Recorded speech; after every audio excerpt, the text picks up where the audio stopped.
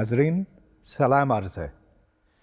पिछले लेक्चर में मैंने किनेमैटिक्स और वन डायमेंशनल मोशन की बात की थी और उस लेक्चर के इख्तिताम पर मैंने आपसे वादा किया था कि अगले लेक्चर में मैं टू डायमेंशनल मोशन की बात करूंगा और मैं यकीनन करूंगा, लेकिन कुछ बहुत अच्छे सवाल बाज़ स्टूडेंट्स की तरफ से मौसूल हुए हैं और मैं चाह रहा हूं कि पहले इनकी तरफ हम ज़रा तवज्जो दें, क्योंकि इससे कुछ नए कॉन्सेप्ट सामने आएंगे, वो कॉन्सेप्ट्स जो मोशन से मुताल्लिक़ हैं। तो मैं इनमें से बाज़ पढ़ लेता हूँ। एक सवाल ये है कि एक गाड़ी अगर खड़ी हो, साकिन हो, तो इसकी एक्सेलरेशन कैसे हो सकती है।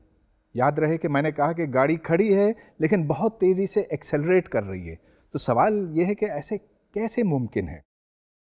फिर एक और सवाल था कि क्या वेलोसिटी और एक्सेलरेशन दोनों एक ही सिमत में होनी चाहिए कि ये मुख्तलिफ सिमतों में हो सकती हैं, और ख़ुसूसन ये सवाल ये है कि अगर एक्सेलरेशन इस सिमत में है तो क्या वेलोसिटी इस सिमत में हो सकती है। अच्छा सवाल है। और फिर एक और भी है कि क्या एक्सेलरेशन को हमेशा कांस्टेंट होना चाहिए, मतलब ये कि गाड़ी अगर एक्सेलरेट कर रही है तो क्या उसकी एक्सेलरेशन कांस्टेंट रहनी चाहिए। अब इन बातों से ये ज़ाहिर होता है कि कुछ स्टूडेंट्स के जहन में इबहाम है, कुछ कन्फ्यूजन है, और ये कोई ऐसी बुरी बात नहीं है। इस वास्ते कि मोशन को समझने के लिए हमें काफ़ी सोच व विचार की ज़रूरत है। इस लेक्चर में हम मोशन की हकीकत पर कुछ और रोशनी डालना चाहेंगे। ये एक ख़ासा मुश्किल सब्जेक्ट है। याद रहे कि इसको सही तरह से समझने के लिए बहुत वक्त दरकार था, और आज मैं आपसे थोड़ी सी कैलकुलस की बात करना चाहूँगा। अब उससे पहले मैं एक आध कॉन्सेप्ट्स दोबारा रिव्यू करूँगा। याद रहे कि हमने फंक्शन की बात की थी। What is a function? A function is like a machine. उस मशीन में आप एक इनपुट डालते हैं और उसके नतीजे में एक आउटपुट मिलता है, और हमें एक फंक्शन से ख़ास तौर पे दिलचस्पी है, वो है position function, x as a function of t। अब x as a function of t की तो बहुत सी मुमकिनात हैं, बहुत सी मुख्तलिफ़ शक्लें हो सकती हैं, लेकिन मुझे एक ख़ास किस्म के फंक्शन से इस वक्त काम है। तो ये ज़रा देखिए, x of t is equal to c0 plus c1t plus c2t squared plus c3t cubed वगैरह वगैरह। ये c0, c1, c2, c3 वगैरह ये कॉन्स्टेंट्स हैं। कॉन्स्टेंट का मतलब आप जानते हैं कि ये वो चीज़ है जिसकी कीमत वक्त के साथ नहीं तब्दील होती, गोया कि ये एक मुस्तकिल चीज़ है। अच्छा, सबसे पहले तो आप इस पे गौर करें कि जो डायमेंशंस लेफ़्ट साइड पर हैं और जो राइट साइड पर हैं, इनको बराबर होना चाहिए। अब आप ये देखें कि लेफ़्ट साइड पर डायमेंशन लेंथ की है, x ऑफ t। अगर मैं t ना भी लिखूं तो भी यहाँ लेफ़्ट साइड पर डिस्टेंस है। तो ये एक फंक्शन है जो बताता है कि एक पार्टिकल यूं जा रहा है एक सीधी लकीर पे, और जितना फासला ये तय करता है टाइम t पर, उसको हम x ऑफ t कहते हैं। तो अब दोबारा से इसको देखिए। जाहिर है कि जब t की वैल्यू 0 होगी तो x ऑफ t c0 होगा, और c0 के डायमेंशंस क्या हैं? वो जो x के हैं। So the dimension of c0 is equal to l। अब c1 के डायमेंशन पे गौर करें, ये t को मल्टीप्लाई करता है, लिहाजा dimension of c1 is equal to l by t। अब इसी तरह dimension of c2 is l by t squared, और dimension of c3 is l by t cube वगैरह वगैरह। अब मैंने c4, c5 वगैरह की बात ही नहीं की, इस वास्ते कि अब ये बात क्लियर हो गई। तो मुख्तसर ये कि अगर c0, c1, c2, c3 वगैरह की वैल्यूज़ अननोन हों तो t की किसी भी वैल्यू पर x ऑफ t की वैल्यू नोन होगी। अच्छा, अब ये बातें समझ आ गई। अब मैं आगे चलना चाहता हूँ और एक नए कॉन्सेप्ट की बात करूँगा जिसको डेरिवेटिव कहते हैं, और ये डिफरेंशियल कैलकुलस का शोबा कहलाता है। ये न्यूटन की ईजाद थी। डिफरेंशियल कैलकुलस में हम डिफरेंसेस लेते हैं और फिर उनको डिफरेंसेस से डिवाइड करते हैं, दोनों का रेशियो फाइनाइट बनता है। तो इसकी थोड़ी सी अब मैं तफसील आपको बताना चाहूँगा। ये देखें, we define the derivative of x of t with respect to t as d x by D t. अच्छा, ये देखें कि d x by D t के माने हैं limit as delta t tends to zero of delta x by delta t. अच्छा, delta x का मतलब है x at the value of t which is t plus delta t minus x of t, और फिर इसको हम तकसीम करते हैं डेल्टा टी से। डेल्टा टी जूं जूं ज़ीरो को अप्रोच करता है तो जो न्यूमरेटर और डिनोमिनेटर हैं, अगरचे दोनों बहुत छोटे हो जाते हैं, लेकिन इनका लिमिट फाइनाइट होता है और इस लिमिट को हम D x by D T कहते हैं। अब यहाँ D x by D T में आप कभी ये गलती ना करें कि डीज़ को यूँ कैंसिल कर दें, ऐसा मुमकिन नहीं और ये कोई माने नहीं रखता। देखें, D x by D T, that is to say the derivative of x with respect to T, उसका मतलब इस डेफिनेशन से ही वाज़े हो सकता है। मतलब ये कि आप x की एक वैल्यू पर x की वैल्यू लेते हैं और फिर t की दूसरी वैल्यू पर x की वैल्यू लेते हैं, दोनों का डिफरेंस निकालते हैं जिसको डेल्टा x कहते हैं और फिर डेल्टा t के साथ डिवाइड करते हैं। अच्छा, यहाँ मैंने ये कहा कि डेल्टा t को बहुत छोटा होना चाहिए। अब आप ये पूछ सकते हैं कि कितना छोटा? क्या 0.1 काफ़ी है? हरगिज़ नहीं। क्या 0.01 काफ़ी है? नहीं, उसका 10वां हिस्सा है, लेकिन ये भी काफ़ी नहीं है। अगर हम कोई सा भी नंबर लें 0.00001, वो भी काफ़ी नहीं है, उसका 10वां लें, वो भी काफ़ी नहीं है। लेकिन अगर हम इसको छोटा करते चले जाएं तो फिर delta T will approach zero. अब चलिए, ये बड़ी एब्स्ट्रैक्ट सी बात शायद लगती हो आपको, लेकिन इसकी कुछ ठोस मिसालें जब हम लेंगे तो इससे एक वजाहत इसकी होने लगेगी। x of t equal to t, इसका डेरिवेटिव क्या बनता है? यहाँ देखें कि डेल्टा x का मतलब है x at t plus delta t minus x of t। तो जब x of t equals t, यानी कि जो पहली इक्वेशन है उससे x डाला जाता है, तो t plus delta t minus t और माइनस t कट जाते हैं और सिर्फ डेल्टा t रह जाता। लिहाजा जब डेल्टा x को डेल्टा t से डिवाइड करते हैं तो dx बाई डी टी तो 1 होकर रह जाता। तो इससे ये बात जाहिर हुई कि the derivative of a linear function, वो फंक्शन जिसकी ताकत 1 है, उसका डेरिवेटिव कांस्टेंट है, और ना सिर्फ कांस्टेंट है लेकिन इस केस में 1 है। अच्छा, मैं x ऑफ t की c0 plus c1t plus c2t squared वगैरह, मैं वही जनरल फॉर्म इस्तेमाल कर रहा हूँ x ऑफ t के लिए, लेकिन मैंने c0 को 0 कर दिया था इस केस में, c1 को 1 किया, c2 c3 वगैरह इन सब को 0 कर दिया है। अच्छा, ये तो बहुत सिंपल एग्जांपल थी।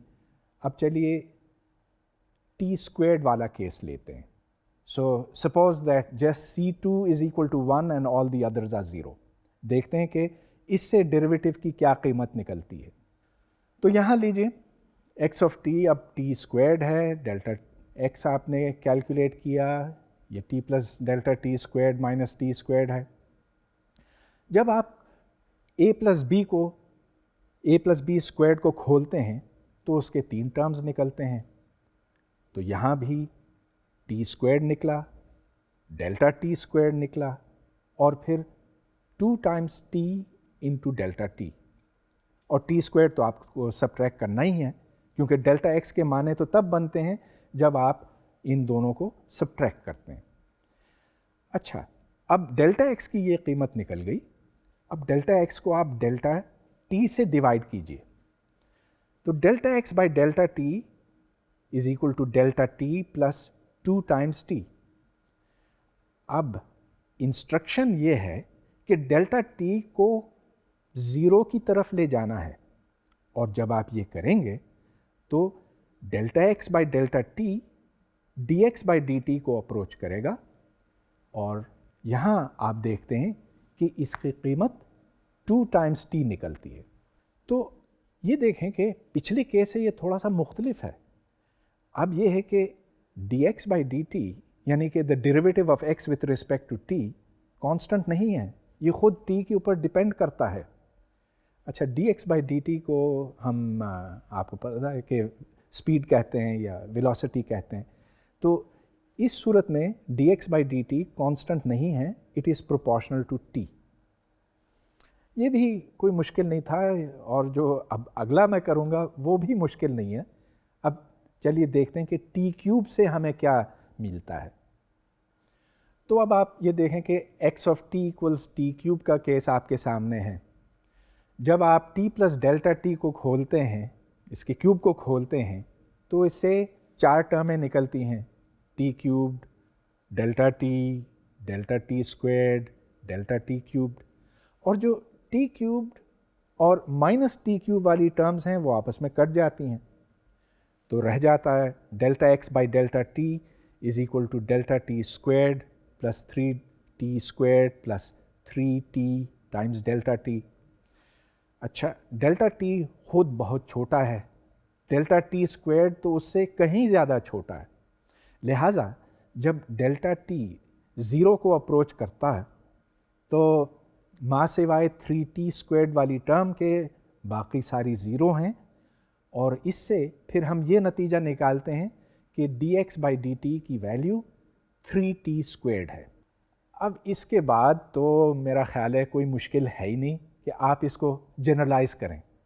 जनरलाइज से मतलब ये कि t to the 4, t to the 5 वगैरह, मगर वो हम क्यों करें, t to the power n ले लेते हैं, n की वैल्यू कुछ भी हो सकती है, 0, 1, 2, 3, 4, 5, और ये भी ज़रूरी नहीं है कि इंटीजर्स हों, n can be even non integer number. अच्छा, अब मैं इसकी तफसील यहाँ नहीं वर्कआउट करूँगा, अब आपको पता चल गया कि इसका तरीक़ाकार क्या है, मगर आंसर आप देख लीजिए। आंसर तो ये है कि अगर x of t to the power n है तो फिर dx बाई dt की वैल्यू निकलती है as n times t to the power n minus 1। तो देखिए जो पिछले केसेस थे, मसलन n इक्वल्स 1 के लिए dx बाई dt की वैल्यू हमने 1 निकाली थी, तो यहाँ भी वही निकलती है, या n इक्वल्स 2 के लिए हमने निकाली थी वैल्यू 2 टाइम्स t, इधर भी वही निकलती है। n इक्वल्स 0 के लिए dx बाई dt की क्या वैल्यू है? आंसर बहुत क्लियर है, आंसर है कि इसकी वैल्यू 0 होनी चाहिए। The derivative of a constant is equal to 0, और इससे ये बात सामने आती है कि constant has no change associated with it, constant is a constant. अब हमने डेरिवेटिव को फॉर्मूलों से डिफ़ाइन किया, क्योंकि बहुत अच्छी बात है, dx by dt is equal to limit delta x by delta t as t tends to 0, बहुत अच्छी बात है, लेकिन हम इसको तस्वीरों की शक्ल में भी लाना चाहते हैं, तस्वीरों की मदद से भी समझना चाहते हैं। तो इसको देखें, the geometrical interpretation of a derivative. तो यहाँ मैंने dx बाई dt का वही फार्मूला लिखा है जिससे आप बहुत अच्छी तरह से अब आशना हैं, लेकिन यहाँ मैंने तस्वीर भी बनाई है कि जब t की वैल्यू डेल्टा t से आगे बढ़ती है तो x की वैल्यू उसके साथ साथ डेल्टा x से आगे बढ़ती है। अच्छा, गोया कि dx by dt is like a gradient. तो ग्रेडियंट में ये होता कि आप थोड़ा सा जब यूँ जाते हैं तो साथ साथ आप ऊपर भी जाते हैं, तो जैसे ढलवान होती है। अब यहाँ देखें, मैंने एक और कर्व बनाई हुई है, इधर 3 तीर हैं। लेफ़्ट पे जो तीर ऊपर की तरफ है उसका ग्रेडियंट पॉजिटिव है, या उसका डेरिवेटिव पॉजिटिव है, या ये कहना चाहिए कि dx by dt is positive to the left. अच्छा, फिर t की वैल्यू जैसे जैसे बढ़ती है तो हम सीधे हाथ की तरफ जाते हैं और इस तीर का रुख अब बदलता जाता है। तो अब बजाय इसके कि ये ऊपर की तरफ हो, फिर ये हॉरिजॉन्टल हो जाता है और फिर इसका रुख नीचे की तरफ होता। तो डेरिवेटिव का साइन पॉजिटिव से ज़ीरो में तब्दील होता है और फिर ज़ीरो से नेगेटिव की तरफ जाता है। ये है डेरिवेटिव का ज्योमेट्रिकल सिग्निफिकेंस। अच्छा, चलिए अब हम अपने जनरल फार्मूलों को अप्लाई करते हैं उस फार्मूले के ऊपर जो मैंने पहले डिराइव किया था, यानी कि x is equal to constant plus something times t plus something times t squared. अब देखते हैं कि जो फार्मूले हमने डिराइव किए थे डेरिवेटिव के फार्मूले, वो इस फार्मूले के ऊपर किस तरह से अप्लाई होते हैं। अब आप dx by dt निकालें। So differentiate x with respect to t। x0 चूँकि कांस्टेंट है, एक फिक्स नंबर है, तो जैसा कि अभी हम डिस्कस कर चुके हैं, इसका डेरिवेटिव ज़ीरो होगा। तो dx by dt zero plus some constant times t। अच्छा, उस कांस्टेंट को न्यू ज़ीरो कहा है। पिछली दफ़ा मैंने C1 कहा था, अब ये C1 जो है वो एक ख़ास माने रखता है V0। अच्छा, फिर इसके आगे हाफ AT स्क्वायर्ड है। अब वेलोसिटी का मतलब है dx by dt। तो इस तरह से हमने वेलोसिटी की कीमत निकाली है and the velocity v is equal to velocity v0 plus a times t। अब यहाँ से ये बात वाज़ेह होती है कि इस फॉर्मूले से हम क्या इंटरप्रिटेशन निकालते हैं। अब ये देखें कि t इक्वल ज़ीरो के ऊपर v की वैल्यू v0 है, यानी कि v0 is the initial value of the velocity. जो वेलोसिटी t इक्वल ज़ीरो पर थी वो v0 है, और फिर जैसे जैसे t की वैल्यू बढ़ती है तो v की वैल्यू भी उसके साथ साथ बढ़ती है। अब इस फॉर्मूले को v equals v0 plus a times t को एक बार फिर डिफरेंशिएट कीजिए। एक बार फिर डिफरेंशिएट करने से जो कांस्टेंट टर्म है v0 वो तो ज़ीरो देगी और a टाइम्स t से आपको a हासिल होगा। तो ये देखें कि dv बाई dt की वैल्यू अब a निकलती है, where a is the constant acceleration. गोया कि हमने अपने पिछले फार्मूलों को अप्लाई किया x equals x naught plus v naught t plus half a t squared के ऊपर। अब यहाँ से उस सवाल का जवाब हमें मिलता है जो किसी स्टूडेंट ने पूछा था कि एक गाड़ी अगर खड़ी है तो एक्सेलरेट कैसे कर सकती। तो जवाब आपके सामने है। ये देखें कि dv by D T is equal to a which is a constant. गो के t इक्वल्स ज़ीरो के ऊपर गाड़ी खड़ी है, या v0 की वैल्यू अगर ज़ीरो हो, यानी कि t इक्वल ज़ीरो के ऊपर अगर v0 ज़ीरो हो तो गाड़ी खड़ी होगी, it will not be moving. इसके बावजूद उसकी एक्सेलरेशन नॉन ज़ीरो हो सकती है। तो यहाँ से ये बात वाज़ेह होती है कि स्पीड अलहदा चीज़ है और एक्सेलरेशन अलहदा चीज़ है। और ये भी हो सकता है कि एक्सेलरेशन इस डायरेक्शन में हो अलोंग द पॉजिटिव डायरेक्शन, लेकिन स्पीड नेगेटिव डायरेक्शन में हो। अच्छा, अब एक्सेलरेशन और वेलोसिटी ये हमेशा किसी ओरिजिन के हवाले से मेजर होते हैं। अब पत्थर की मिसाल लीजिए। एक पत्थर हमेशा नीचे की तरफ गिरता है, गोया कि इसकी एक्सेलरेशन हमेशा नीचे की तरफ होती है। अगर हमने एक्सिस ऊपर की तरफ लिया हो, आप ये देख रहे हैं कि एक लकीर बनी हुई है इस स्लाइड के ऊपर जो ज़ीरो से y तक जाती है, यानी कि ऊपर की तरफ है, लेकिन एक्सेलरेशन मुखालिफ सिमत में है। लिहाजा अगर आप कोई पत्थर गिराते हैं तो इसकी स्पीड, इसकी वेलोसिटी नेगेटिव होगी, यानी कि ये नीचे की तरफ गिरेगा और इसकी स्पीड बढ़ती जाएगी नेगेटिव डायरेक्शन में। तो अगर आप dv by dt निकालें तो dv by dt is equal to minus g, where g is the acceleration due to gravity. g की वैल्यू आमतौर पर 9.8 या 9.81 मीटर्स पर सेकंड स्क्वायर्ड के बराबर होती है। यानी कि ज़मीन के ऊपर अगर आप कोई सी भी चीज़ छोड़ें तो 1 सेकंड के बाद उसकी स्पीड 9.8 मीटर्स पर सेकंड हो जाएगी। अब ये कोई ऐसा मुस्तकिल कांस्टेंट नहीं है। हाँ, 9.81 यहाँ पर है, लेकिन अगर मैं 2 मील ऊपर जाऊँ तो इसकी वैल्यू घट जाएगी, और अगर उससे भी ऊपर जाऊँ तो और घटेगी, और अगर मैं बिल्कुल खला में निकल जाऊँ तो फिर इस जी की वैल्यू ज़ीरो होके रह जाएगी।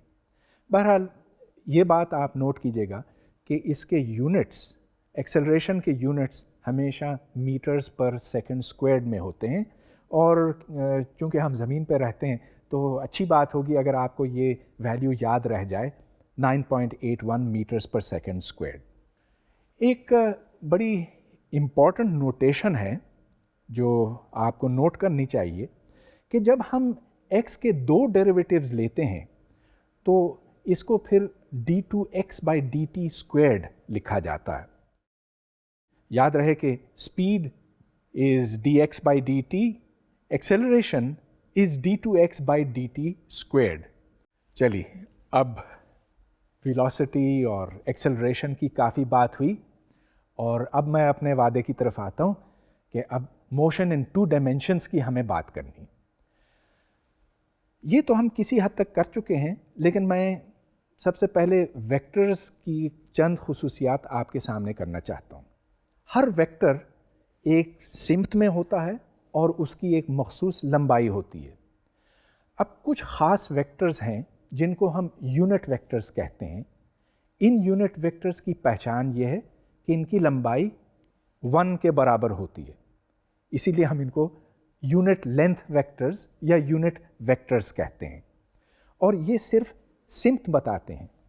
तो एक यूनिट वेक्टर मिसाल के तौर पे इस सिमत में हो सकता है, दूसरा उसके परपेंडिकुलर हो सकता है, और अगर हम 3 डायमेंशंस की बात कर रहे हैं तो तीसरा इस सिमत में हो सकता है। तो जितने डायमेंशंस होंगे उतने यूनिट वेक्टर्स होंगे। तो हर यूनिट वेक्टर को किसी वेक्टर से बनाया जा सकता है by dividing by its length, तो इससे एक यूनिट वेक्टर बनेगा। ये यूनिट वेक्टर आमतौर पे यूँ दिखाया जाता है कि ए के ऊपर एक टोपी छोटी सी लगाई जाती है, so A hat is equal to A vector divided by the length of A, और अगर कोई दूसरा वेक्टर हो बी तो B hat is equal to B vector divided by the length of B वगैरह। अच्छा, यूनिट वेक्टर्स को आमतौर पे 2 डायमेंशंस में आई और जे कहा जाता है। तो आई और जे एक दूसरे से परपेंडिकुलर हैं और इनकी लंबाई 1 के बराबर है। हर वेक्टर को यूनिट वेक्टर्स में लिखा जा सकता है। तो अब ये जो तस्वीर आपके सामने है, इसमें एक वेक्टर है जो चलिए किसी एक डायरेक्शन में है, और इसका जो component along the x direction है उसको ax कहा गया है, और जो component along the y direction है उसको ay कहा गया। तो इस वेक्टर को अगर हम एल्जेब्रिकली लिखना चाहें, एक इक्वेशन की सूरत में लिखना चाहें, तो a is equal to ax times the unit vector i plus ay times the unit vector j।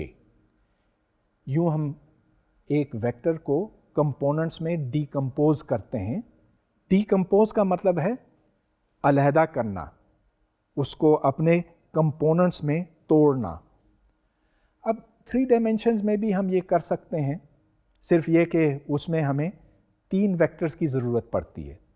3 vectors यानी कि i, j और k। इसकी बात फिर हम बाद में भी करेंगे। अब चलिए वेलोसिटी इन 2 डायमेंशंस की तरफ आते हैं। मैंने 1 डायमेंशन वेलोसिटी की तो पहले बहुत तफसील से बात की है कि 1 dimensional velocity is dx by dt, और dx by dt की डेफिनेशन भी आपको याद है कि it is the limit as delta t tends to 0 of dx by dt। अच्छा, तो velocity in two dimensions comes from differentiating a vector in two dimensions. तो यहाँ ये देखिए कि वेक्टर r को कंपोनेंट्स i और j में तोड़ा गया है। जो x डायरेक्शन के अलोंग है उस कंपोनेंट को x ऑफ t कहा गया है, और जो y डायमेंशन के अलोंग है उसको y ऑफ t कहा गया। तो जब आप डिफरेंशिएट करते हैं, इस वेक्टर को डिफरेंशिएट करते हैं, तो इसके दो कंपोनेंट्स बनते हैं, dx by D t along i plus dy by D t along j, और फिर इसको छोटा करके लिखा गया है as vx times i plus vy times j। Acceleration को भी हम बिल्कुल इसी तरह से करते हैं। अब देखिए एक्सेलरेशन क्या चीज़ है? It is the rate of change of velocity. तो अगर वेलोसिटी आपके पास हो टू डायमेंशंस में, तो बस फिर उसको डिफरेंशिएट करने की ज़रूरत है विथ रिस्पेक्ट टू टाइम। तो देखिए इससे भी कोई मुश्किल चीज़ सामने नहीं आती। Acceleration in to dimensions is just rate of change of the vector v, और चूंकि वेक्टर v के दो कंपोनेंट्स हैं, ये बन जाता है ax along the x direction plus ay along the y direction. अब फ़र्ज़ कीजिए कि आपके पास कोई से दो वेक्टर्स हों a और b, और आप इनको ऐड करना चाहें या इनको मुख्तलिफ़ कोएफ़िशिएंट्स के साथ मल्टीप्लाई करके ऐड करना चाहें, तो इससे आप एक दूसरा वेक्टर बनाते हैं और उस वेक्टर को भी आप उसी तरह से डिफरेंशिएट कर सकते हैं। अब देखें यूनिट वेक्टर्स का बहुत बड़ा फ़ायदा है, चूँकि ये कांस्टेंट्स हैं तो इनका जब डेरिवेटिव लेते हैं तो कोई असर नहीं पड़ता इनके ऊपर। The derivative of a unit vector is equal to 0। अब चलिए हम दो वेक्टर्स को ऐड करते हैं using unit vectors i and j। So a is the vector axi plus ayj, और b दूसरा वेक्टर है, उसके कंपोनेंट्स bx और by हैं।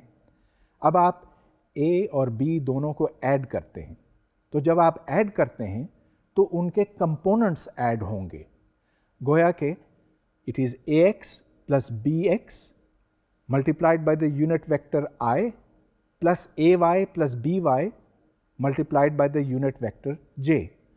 और इस तरह से जो कंपोनेंट्स बने rx और ry, वो ax प्लस bx और ay प्लस by के बराबर बने। तो चलिए इसकी एक ठोस मिसाल लेते हैं। a is equal to 6 times i plus 5 times j, और b is equal to 8 times i plus 7 times j। अब हम सवाल ये करते हैं कि 2a माइनस b का मैग्नीट्यूड यानी कि इसकी लेंथ क्या बनेगी। अब वेक्टर 2 टाइम्स a माइनस वेक्टर b का जो डिफरेंस है, so 2a minus b is equal to 2 into 6i plus 5j minus 8i plus 7j। तो i's को आप अलहदा करें और j's को अलहदा करें, याद रहे कि कंपोनेंट्स ऐड होते हैं, तो इससे 4i प्लस 3j निकलता है।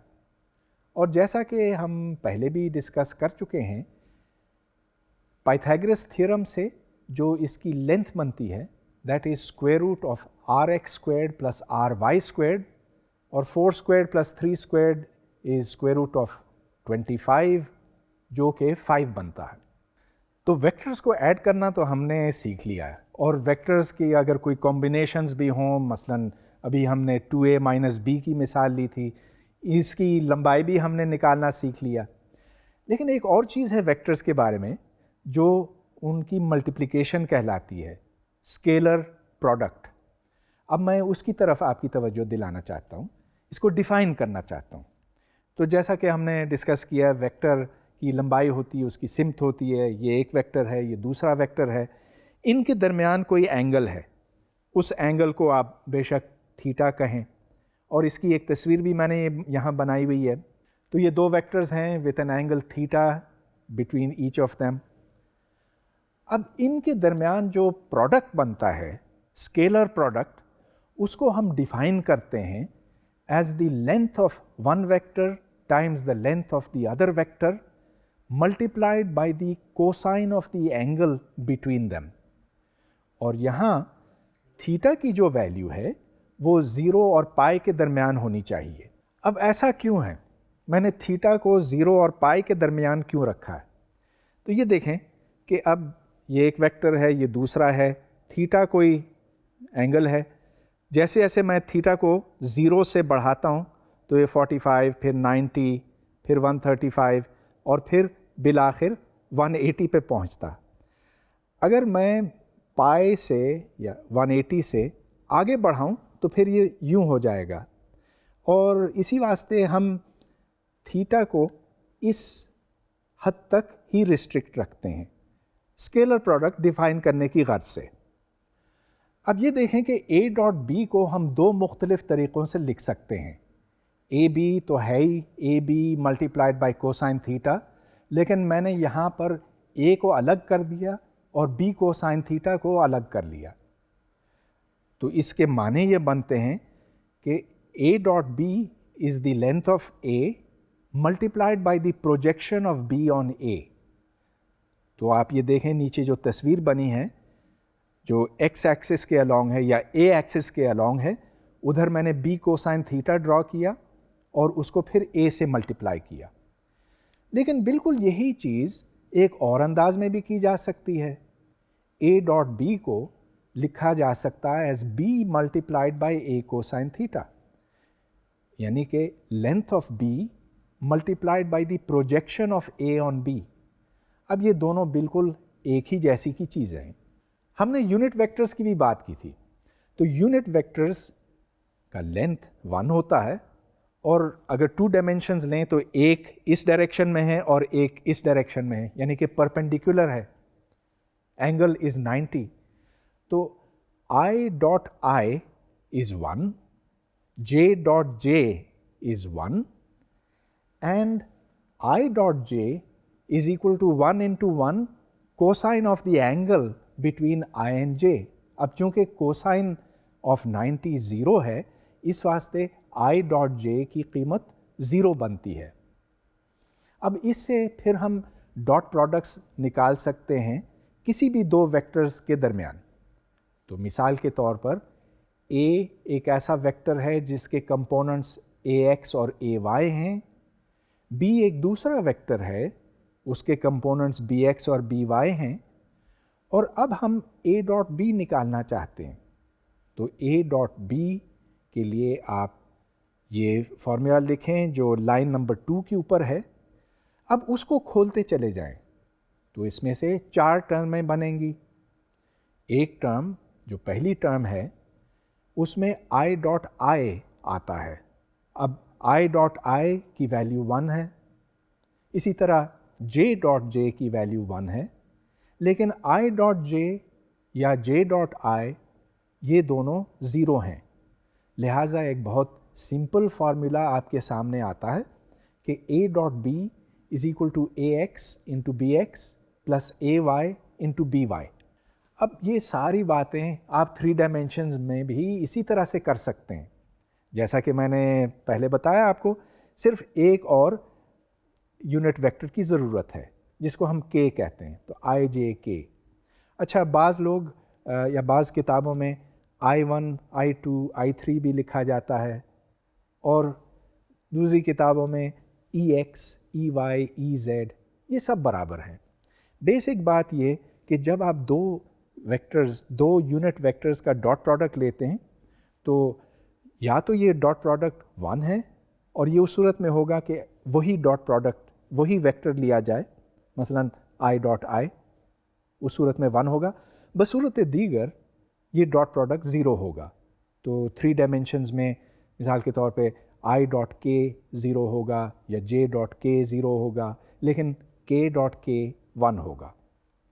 अच्छा, तो जब आप 3 डायमेंशंस में ये फार्मूला लिखते हैं तो A का फॉर्म आपके सामने है, B का फॉर्म भी आपके सामने है, और जब A डॉट B की वैल्यू निकाली जाती है तो उससे AX into BX plus AY into BY plus AZ into BZ निकलता है।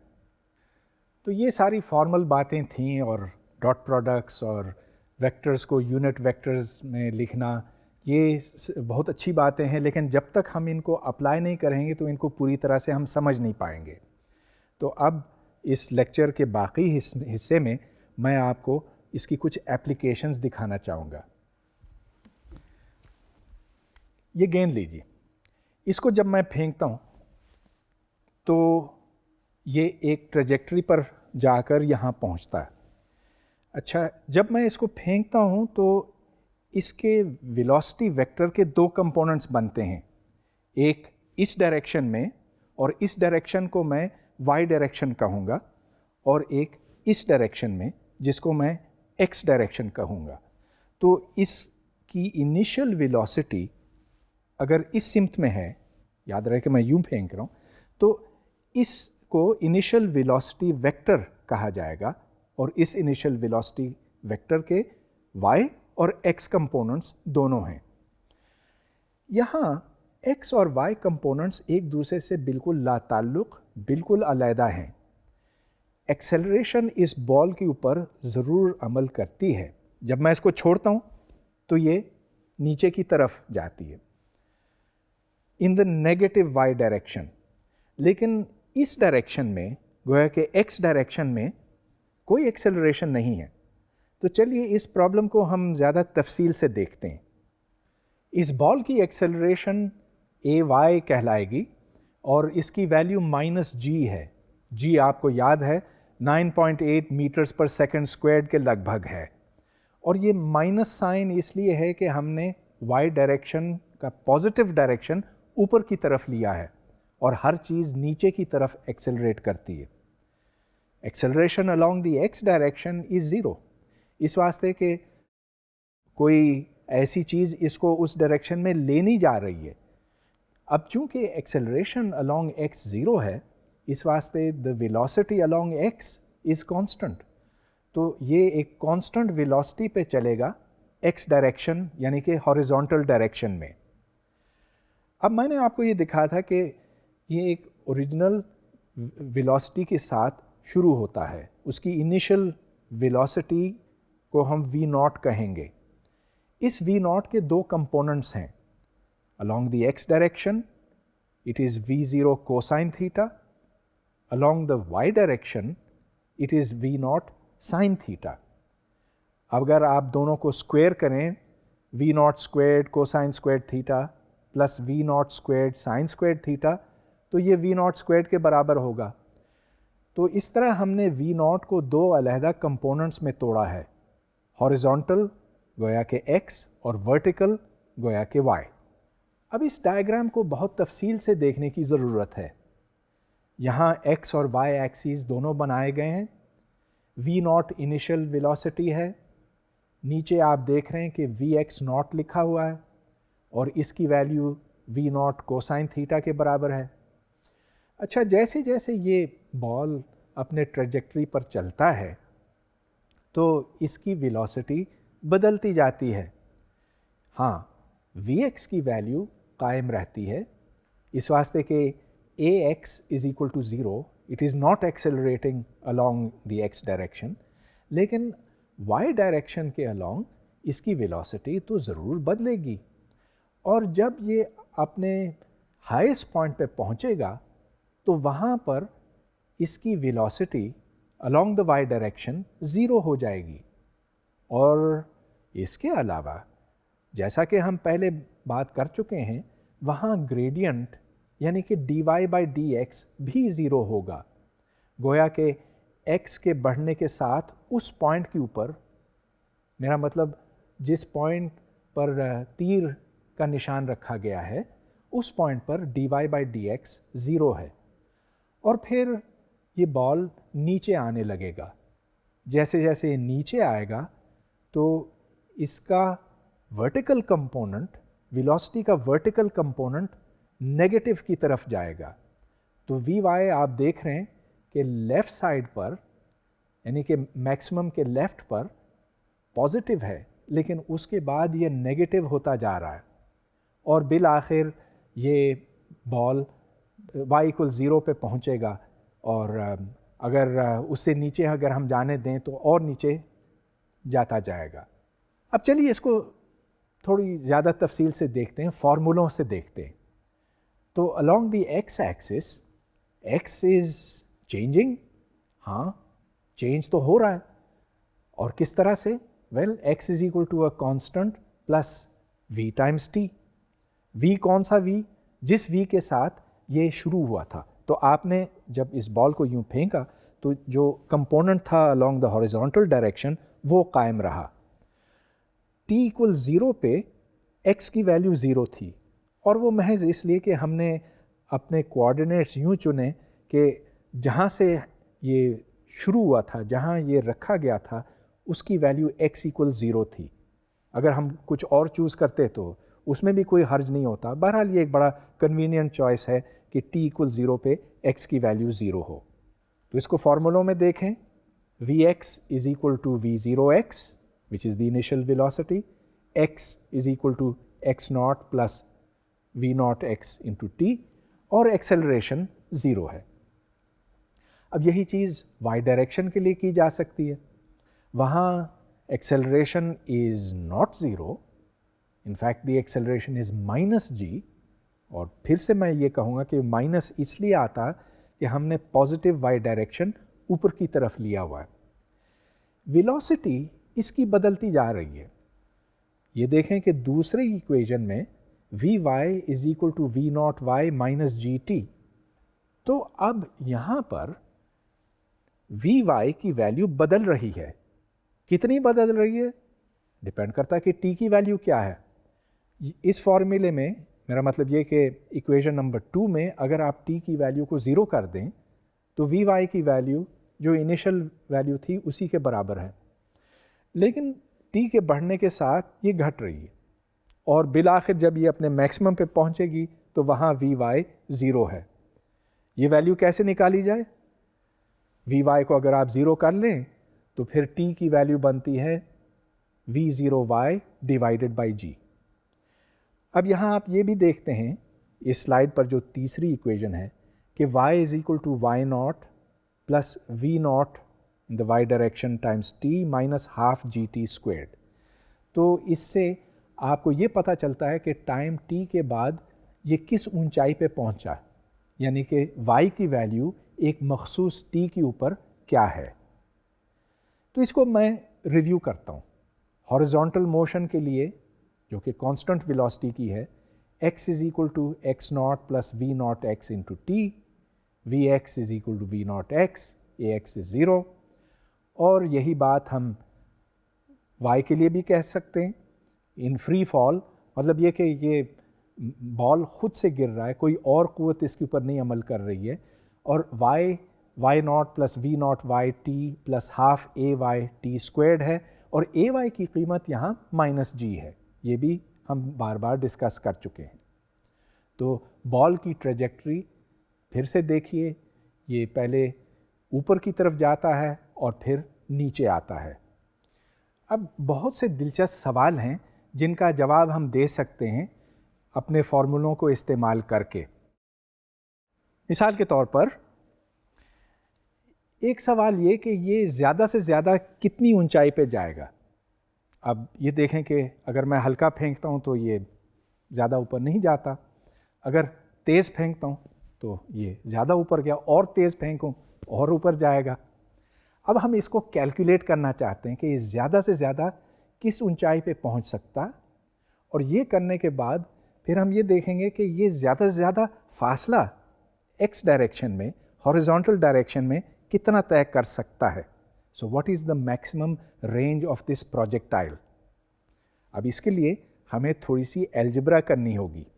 जब बॉल अपने मैक्सिमम पर पहुंचता है तो उसको हम h कहेंगे, कैपिटल H। वहाँ पर उसकी वर्टिकल वेलोसिटी 0 होगी, चुनाचे v naught sine theta minus g t is equal to 0।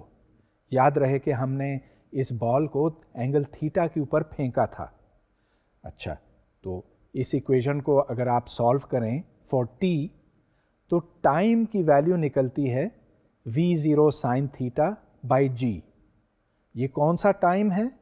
ये वो टाइम है जो मैक्सिमम तक पहुंचने के लिए दरकार है। अब आप y का फॉर्मूला इस्तेमाल करें, वो जो आपने पहले देखा था, उसमें t की वैल्यू डालने की ज़रूरत है। तो y equals v naught sine theta into T minus half G T squared में आप t की वैल्यू इनपुट करें। तो जब आप ये इनपुट करेंगे तो उससे कैपिटल H यानी कि मैक्सिमम हाइट की वैल्यू निकल आती है as v naught sine theta the whole squared divided by 2g। अब इससे बहुत सी चीज़ें समझ में आ सकती हैं। मिसाल के तौर पर अगर आप ज़्यादा से ज़्यादा ऊंचाई पे पहुंचाना चाहें तो थीटा की क्या वैल्यू होनी चाहिए? π/2। इस वास्ते कि साइन थीटा आपको याद है 0 से शुरू होता है, फिर जैसे जैसे थीटा बढ़ता है तो इसकी वैल्यू बढ़ती है। π/2 यानी कि 90 डिग्रीज पर साइन की वैल्यू मैक्सिमम होती है।